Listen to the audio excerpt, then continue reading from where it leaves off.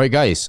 Before we move on, just to let you know, if you have certain watches that maybe you want to trade in, or perhaps you have a watch you've been looking for that you really want, but you're not sure how you can get it, we can actually help do it for you.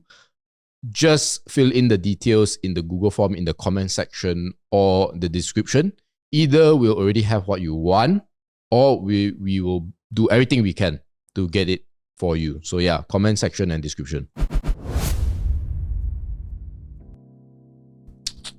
Hey guys, welcome back to the channel. Today we will be sharing with you what are our top 6 vintage watches. Okay, we're going to get 3 from Jensen. We get 3 from Dato Michael. Now, I'll start with Jensen. What's the first one that you want to introduce? Right, we don't have much time, right? So I'm gonna go straight into one of my favorite vintages, which is a vintage diver. Okay.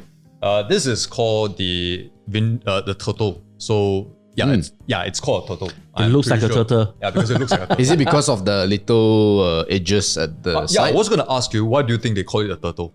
To be fair, I have no idea, except that it's a thick-looking watch. It's a thick-looking Thick, watch. Yeah, and this is the watch case here, as you can see, it basically has this very fat lux. The lux is what you call this, the sides. Yeah. That makes it look like a turtle shell. Yes, exactly. Yeah. It looks like a turtle shell. Yeah, if you look at if you watch the show, what's it called?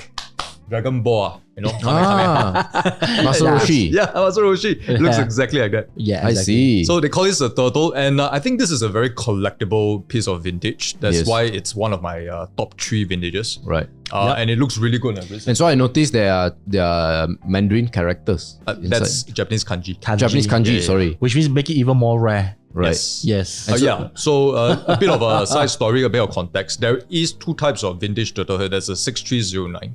Okay. Which is the international version. And this is a 6306, which is the JDM version, which is the Japanese domestic version. So it's slightly more rare, but I don't have it. The rarest of all turtles is the Scuba Pro 6306. Yeah. Same watch with a Scuba Pro logo there. That is the grail for all vintage turtle collectors. So this is Japanese kanji. I know how to read a bit of Mandarin, and it says water here. Yeah. Sui, right? Sui, yes. Or mizu in. So it's which day? I think Sui is Wednesday. Wednesday. Yeah, this Oh, is yeah. Wednesday. So wait, Sui what is are the Wednesday. 7? Oh, Sui? 我日 is Sunday. Red Sunday.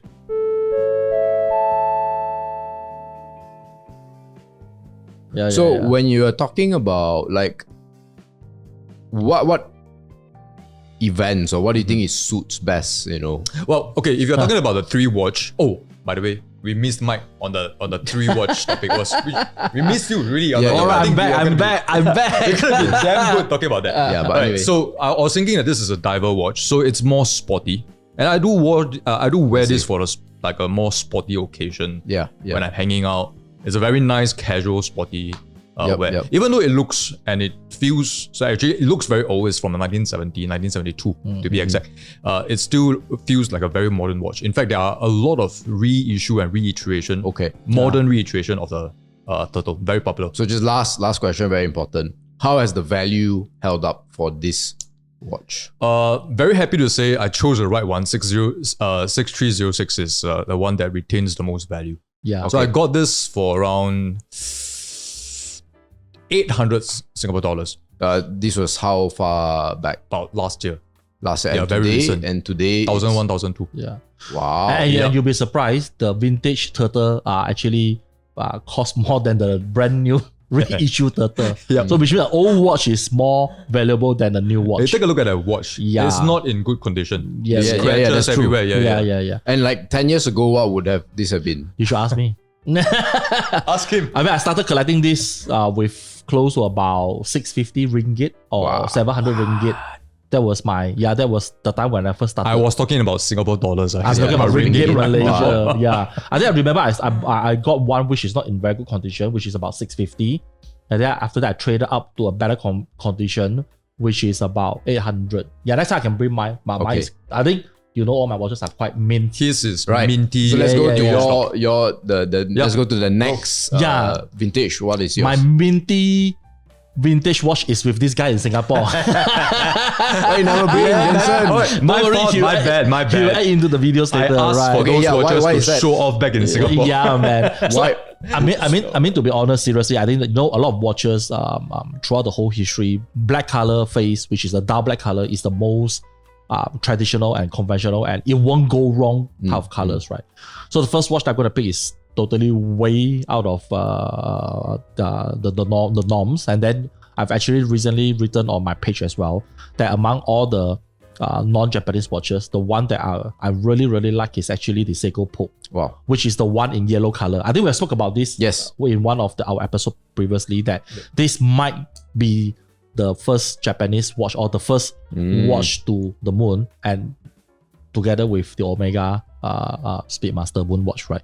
So if you ask me, yes, Poke is definitely the one that I like the most because of the uniqueness of the color, the combination of yellow and then the Pepsi bezel itself. And then look, I mean that Seiko has not come out with chronograph watches for many years. They only came up with chronograph watches like this recent 2-3 years, less than 5 years. They only came up with the recent chronograph. Pandas. And yeah, and automatic chronograph recently only. It's like this 2-3 years, and every single pieces of Seiko brand new chronograph mechanism, the watch will cost you easily like 8,000 ringgit. Wow.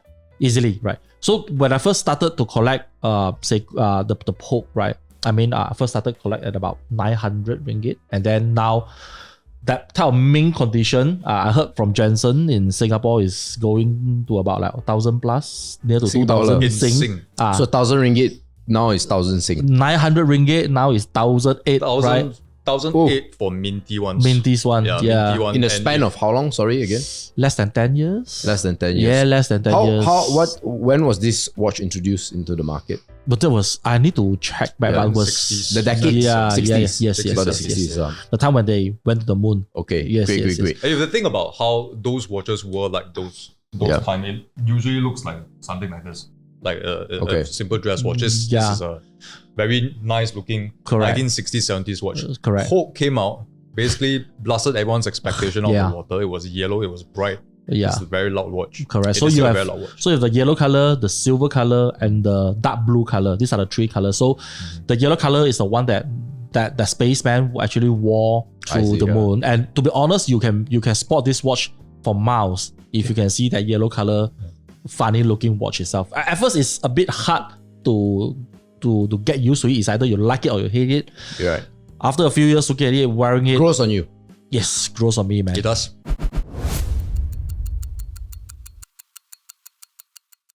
Now, guys, if you have a watch in mind that you want us to review that we haven't reviewed yet, just let us know in the comments, right? We'll definitely respond to that and get to you ASAP. Okay, Yeah. so Jensen, going back to you. Yeah. What's number 2 for you? Love that top 3, by the way. Poke. I got his watch because I wanted to show off in Singapore. Really. Yeah. I actually Yeah. paid back to show it off. Oh no, by the way, I told him I'm going to give him one. So it's in this Give video. up. Yeah, I'm going to give him one. Yeah. I told him, right? That day I told you already, right? I could give him a wet kiss right now. So it's a wet one. Not here, but after the video. Okay. Yeah, All right. yeah. All right. Yeah. Next. All right, okay. Let's talk about the King Seiko next. So this Okay. is another watch that I want to talk about. It's one of my top 3 vintages. Looks nice. This is a dress watch. Yeah, Right. It's a dress watch, precisely. So when it comes to King Seiko, a lot of people don't recognize this name and they only recognize Grand Seiko. Yep. Yep, because Grand Seiko, to put it short, is they won the competition. Yes. They won over King Seiko. So to have a very quick brief of the history of Seikos, there are 2 factories, Suwa and Daini. Okay. Suwa, SUWA, is the factory that came out with the Grand Seiko range of watches, the higher end Seiko, Grand Seiko. And the Daini one is the one that came out with King Seiko. So 2 different factories. Now I will not go too technical on why there were 2 factories and how they are controlled by different right. Sure. parts Another of the video. company. Yeah, another video perhaps. But they have this friendly competition where they compete for the best watch. Internal. Yeah, internal competition. Yeah, because Yeah. those that won the competition will compete directly with the Swiss. Yes. Yes. Yep. Yeah. So you might think that Grand Seiko is the best and has always been, but the King Seiko were actually ahead in the Slightly. competition. Slightly ahead. Yes, slightly. So if you were to read into the whole law, into how the observatories were having competitions like Newcastle or Geneva observatories, they always measure watches to see which one is the most accurate. They assign score to them. King Seiko was ahead first. Yeah, In the Newcastle at the beginning. observatory. At the beginning, yes. at the King beginning. Seiko was He's a ahead Grand first. Seiko fan. Yeah. He's a Grand Seiko fan. Correct. I myself, I like the King Seiko. This piece here is because it has a very high collectability amongst collectors. And you have multiple King Seikos like the 4499. Yes. You have the J15, and this piece is the J14, which is the very first King Seiko ever produced. yeah. Whoa. Yeah. So when was this? When was it produced?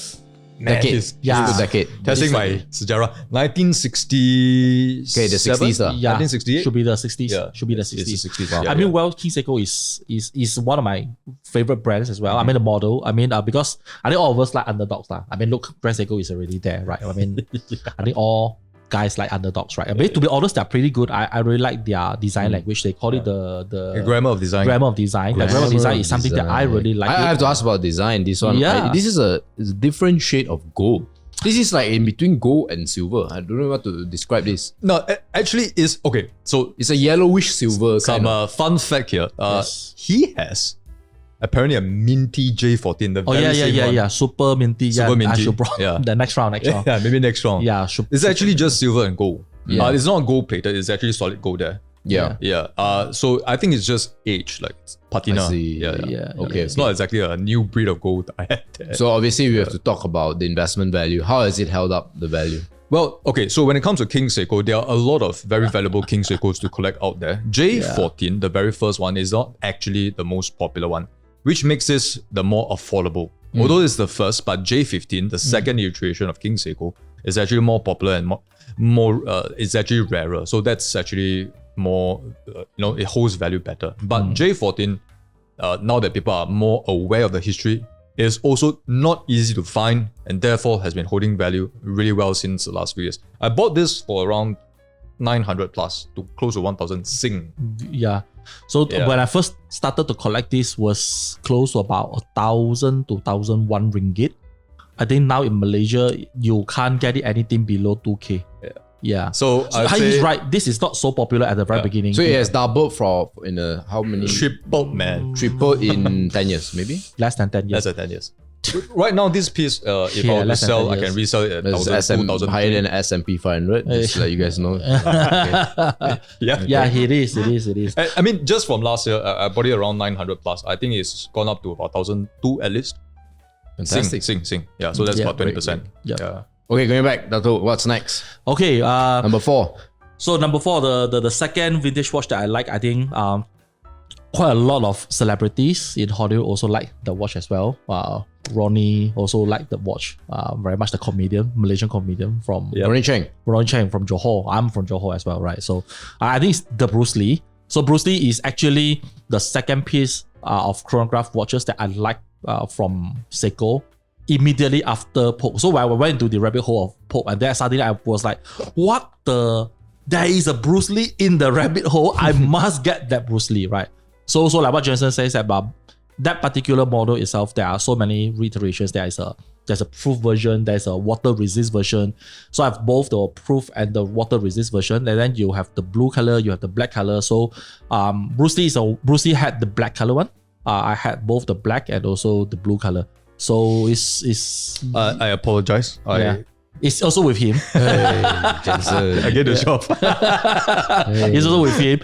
Seriously, those are very. I like the Lux in the Bruce Lee. Oh, it's wonderful. The Lux itself is Yeah. slightly a bit different from the Pope, and it's very distinct. It's very distinct. You could even say that it looks like a turtle. Yeah, or A bit turtleish. turtleish, or Yeah. even a spaceship. I mean, like if Yeah. you Yeah. take a photo, like say it's like some spaceship in Star Wars type of shape, right? So that piece itself is slightly smaller than the Pope, but it wears just nice on your hand, and it has to go. It has to go well with the original bracelet. Yes. Yeah, I mean both Yes. Pope and It Bruce has Lee. original bracelet. Yeah, the original Yeah. bracelet. Then the whole watch it doesn't look old at all. Yeah. Yeah, I must say, for a vintage watch set in the 1960s, it looks exactly like a modern exactly. Yeah. watch. Until like you now, will wear it in Wow. 2023. But I mean, when we bring it to you next time, you will know that look, those are not those is not vintage. Those are really modern Again, I looking apologize. watches. Yeah. but I mean, Bruce Lee, things like that, these are household names, right? Yeah. I'm quite sure. In Just terms Google of, it. Bruce Lee. Exactly. Yeah. Seiko, Bruce Lee chronograph. I'm sure it has held up lah, because A it's lot. how much the value. Look, right? when I first bought my first Bruce Lee was about Ringgit Malaysia. So it actually uses the same mechanic, the engine in Polk. So Polk, just like I mentioned, was about maybe like how much about 1,008 for mint one? Yeah. 1,004, 5 Sing, this is Singapore correct. dollar. So that time For I more was scratched up I said I started at like 600 plus, then I trade up to 800, I get a better one, right? So at that time the Bruce Lee was about 500. It's slightly cheaper than the Polk, because the Polk was more famous, so that's why the value itself is slightly higher than Bruce Lee's. At this point of time, yes, the Polk still holds better value Yes. than the Bruce Lee. Yeah, Bruce Lee still maybe trails behind Polk by Yeah. maybe $100 or $200. correct. So in Malaysia now, I think maybe a good Bruce Lee, which means that the timing, the chronograph timer itself is running. When you reset, it jumps back to 12. Those type of condition, It's so cool. yeah, It's so cool. those type of condition, you can't get anything below 1,002 or 1,003. Yeah, it has to be minimum 1,002 or 1,003. Those days, Ringgit, Ringgit. Some even go up to 1,516. But the time I bought it, it was about 500 or 500 plus. Fair enough. Yeah, it was For- slightly lower than Polk. Honestly, I think for Bruce Lee in Singapore can go up to 1,002, 1,003. Sing. Oh my goodness. Yeah. But Okay.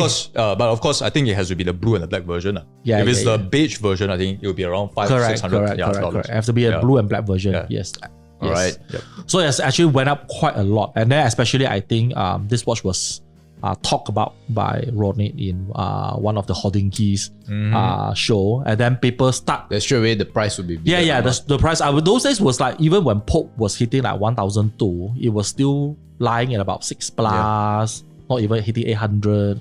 Then suddenly it went up to 1,000, then 1,002, then 1,003. Then some I saw it was even started at 1,500. All it does is, all it needs is one celebrity here to talk about our watch. So don't go and buy out all. Give us some chance also.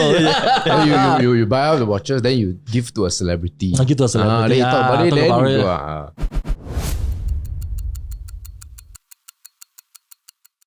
So if you are enjoying the video so far, always remember to support us by liking, commenting, and subscribing.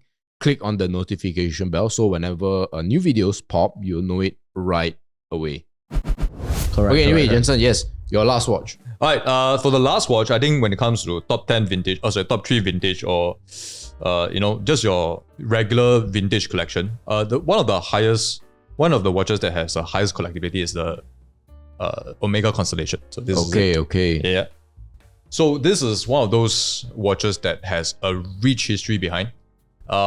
You have to talk about the first constellation for Omega, which is the Pi Pen constellation, which I don't have. Those are really old, like 1950s. This And is then- in the 50s.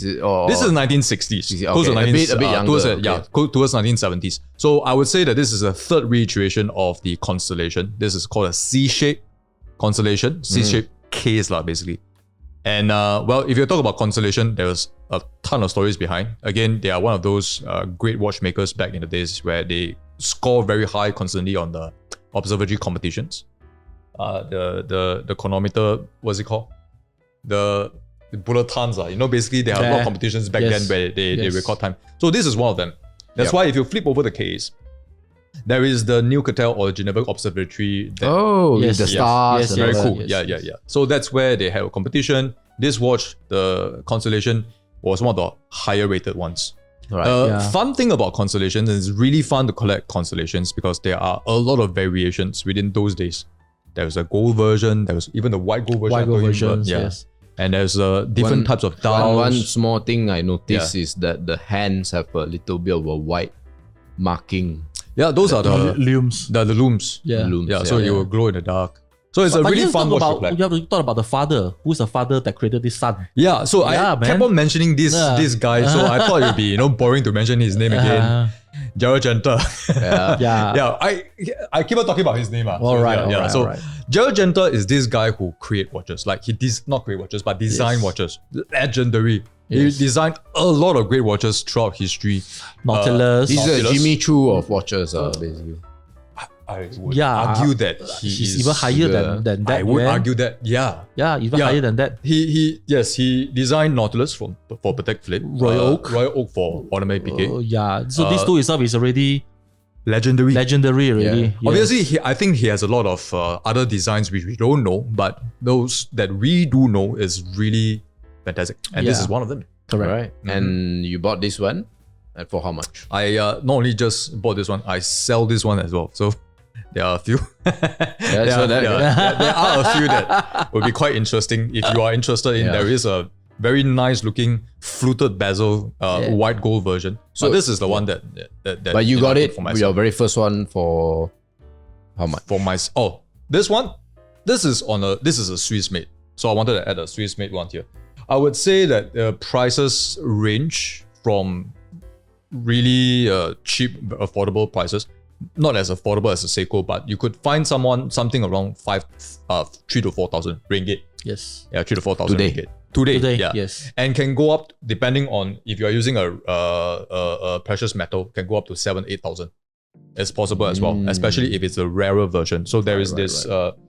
Is it called a snowflake dial? I forgot. Yeah, there's a snowflake dial. There's a snowflake dial. There's a snowflake dial, That correct. one's a rarer version. Yes, yes, commands yes. a higher price. Yes. And is also more difficult to find with its original parts. Fair enough. Yeah. So it holds very, very much because vintage players are always looking for a nice constellation. Yep. The word he used was trade up, right? So if Trade you have up. lousier version, you always want to go for like a nicer version. Trade so up. it's really fun. Right. Yeah. Okay, last one from Dato before we end the video. All right. So the last watch is the watch that I always wanted, but I don't have the money to buy it. You have lah, bro. You have. Impossible, man. No way, man. I mean, it's a vintage Daytona, right? I mean, Oh, Rolex. yeah, it's a Rolex. I mean that definitely. If you talk about a vintage chronograph, you have to talk about Daytonas, right? I mean Yeah. that. Yes, I mean that one of the generations that are using the Zenith movement, but I'm talking about the way old Daytonas itself, the ones that.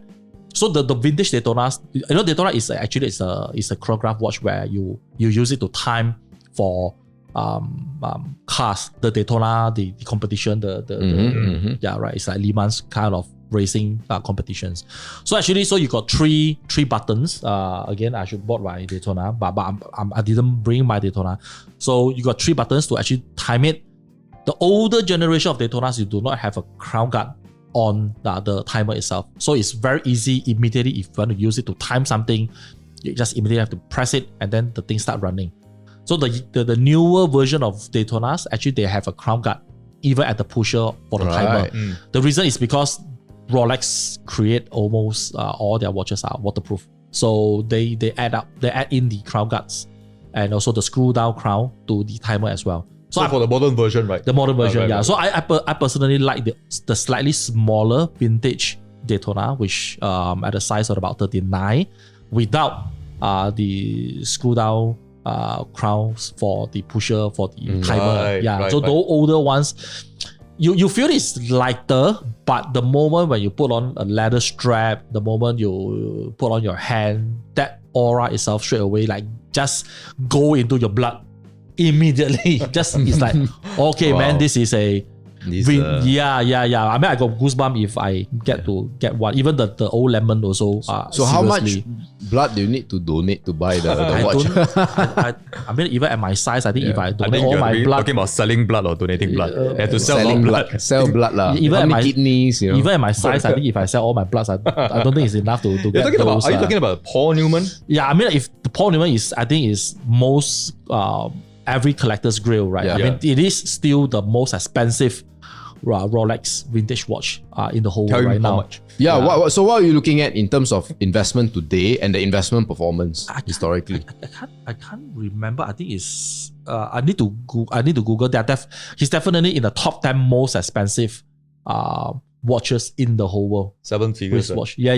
No, yeah. 8 figures. Well, let's US let's- dollar. US dollar. Yeah, US dollar. Yeah. Let's do a quick one. Yeah, man. Yeah, it's actually crazy. Rolex Paul Newman. It is one of those watches that is grail for all most all Rolex I can vintage say. collectors. Yes, Yeah, yes. It is the ultimate lah. Nothing higher really. I mean, there are several ultimates, but this is one of them. The final boss, like one of the final bosses. One with the Pokemon gyms to There are complete more obscure vintages, which we obviously don't have a lot of time to talk about. Yeah. Next time. It's close to about 18 million US dollar. dollars. 18 million, about 100 million ringgit. So yeah, that's Very nice, guys. Very Okay, nice. Yeah. guys. So that is the one that I like. So look, so one day. yeah, blood is not enough. Kidneys are also not enough. Yeah, Probably not enough. not enough. So yeah, guys. I hope you enjoyed the video. Watching vintage stuff. Let us know if you like this kind of vintage series, which we will be talking a lot more Yeah, now. I hope. Yeah. And guys, Yes. thanks for all the insights as usual. And problem. see you guys in the See you next video. guys. Peace. See you. Bye.